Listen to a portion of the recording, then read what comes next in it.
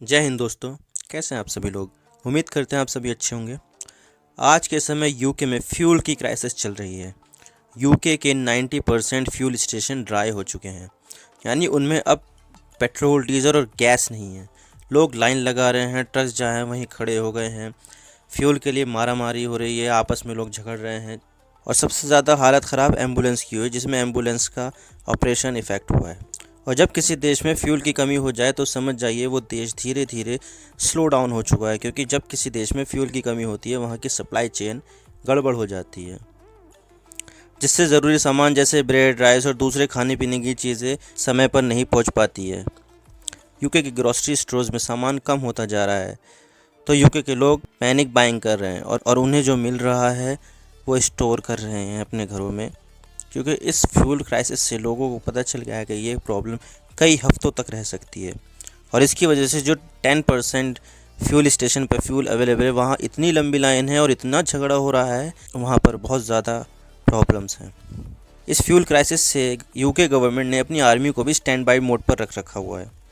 ये क्यों हो रहा है ये मैं बता देता हूँ। अगर यूके की पब्लिक फ्यूल क्राइसिस को लेकर ब्रिटेन की सड़कों पर आ जाती है तो उसको कंट्रोल करने के लिए आर्मी हर वक्त रेडी रहे। तो इसका मेन मोटिव तो यही है।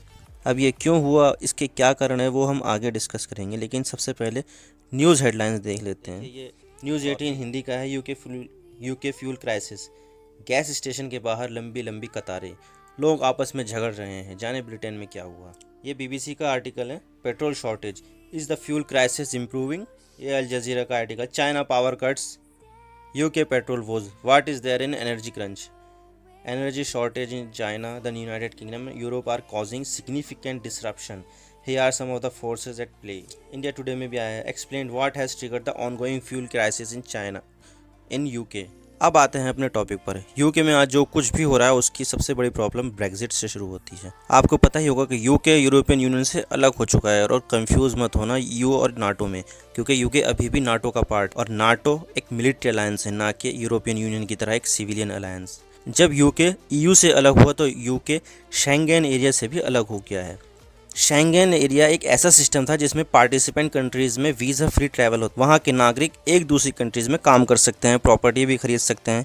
तो आप ये मानकर चल सकते हैं कि शेंगेन एरिया की कंट्रीज़ के बीच बॉर्डर ख़त्म ही हो गया था और ये एक सिंगल कंट्रीज़ की तरह बिहेव कर रहा था। लेकिन जब ब्रेग्जिट हुआ तो शेंगेन एरिया की कंट्रीज़ से यूके अलग हो गया, जिससे वहाँ काम कर रहे ट्रक ड्राइवर्स वापस जा रहे थे अपने देशों में, जिससे यूके में ट्रक ड्राइवर्स की कमी हो गई। और यूके की कई कंपनीज़ ने सरकार को लेटर लिखा कि ट्रक ड्राइवर्स की कमी से वहाँ प्रॉब्लम हो सकती है, सप्लाई चेन में प्रॉब्लम आ सकती है।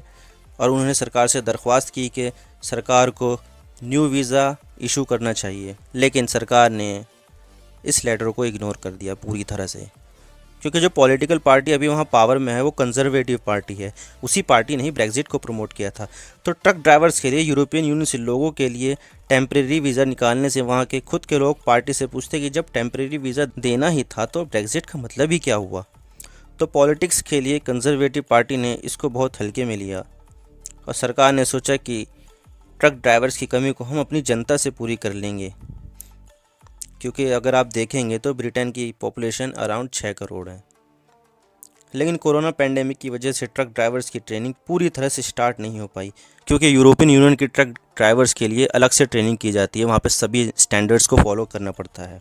और ये कोरोना पेंडेमिक की वजह से ट्रेनिंग सेंटर पूरी तरह से चल नहीं पा रहे थे या फिर बंद थे। और जो ट्रेनिंग सेंटर चल भी रहे थे तो कोरोना पेंडेमिक की वजह से एक्स्ट्रा मेजर लेना पड़ रहा था उनको, जैसे मास्क लगाना, सोशल डिस्टेंसिंग फॉलो करना और हाथ लगातार धोते रहना। तो इस वजह से भी ट्रक ड्राइवर्स की ट्रेनिंग में थोड़ा प्रॉब्लम आ रही थी। इसकी वजह से यूके में लगभग 1 लाख ट्रक ड्राइवर्स की कमी हो गई, जो यूरोप के दूसरे देशों से आते थे, लेकिन ब्रेग्जिट होने के कारण अब वो वापस चले गए हैं। लेकिन यूके ने अपने देश में हो रहे क्राइसिस को देखते हुए टेम्परेरी बेसिस पर वीज़ा निकाल दिया है यूरोपियन यूनियन और नॉर्थ अमेरिकन देशों के लिए। देखिए, ये इकोनॉमिक टाइम्स का आर्टिकल है। UK launches temporary visa scheme for truck drivers to meet supply crisis. लेकिन मसला अब ये होता है कि जहाँ ये ट्रक ड्राइवर्स अभी काम कर रहे हैं उन्हें अच्छी पेमेंट मिल रही है, और क्रिसमस की वजह से इन सभी देशों में बिज़नेस बहुत अच्छा चल रहा है। और क्रिसमस के समय जब लोग ज़्यादा परचेस करते हैं तो उन सामान को डिलीवर करने के लिए चाहिए होते हैं ट्रक ड्राइवर्स। और जब ये टेम्परेरी वीज़ा की स्कीम यूके गवर्नमेंट ने निकाली तो पोलैंड के ट्रक ड्राइवर्स ने no thank you prime minister ऐसा बोलते ही उन्होंने वीज़ा की पॉलिसी को रिजेक्ट कर दिया। इसके लिए शायद यूके गवर्नमेंट एशिया से, लैटिन अमेरिका से या अफ्रीका से ट्रक ड्राइवर्स के लिए फ्रेश वीज़ा इशू कर सकती है। और अगर ऐसा नहीं होता है तो मिलिट्री के ट्रांसपोर्ट सिस्टम से भी यूके गवर्नमेंट काम ले सकती है, जो अभी स्टैंड बाय मोड पर है। और हम ये अभी नहीं कह सकते ये क्राइसिस कब तक चलेगी, ये तो आने वाला फ्यूचर ही बताएगा। तो ये है अंत इस वीडियो का। अगर आपको वीडियो अच्छी लगी हो तो वीडियो को लाइक कीजिए, शेयर कीजिए। अगर आपका कोई भी विचार है वीडियो के बारे में तो नीचे कमेंट बॉक्स में लिखिए। I really appreciate your prestigious time. God bless you all. Now signing off.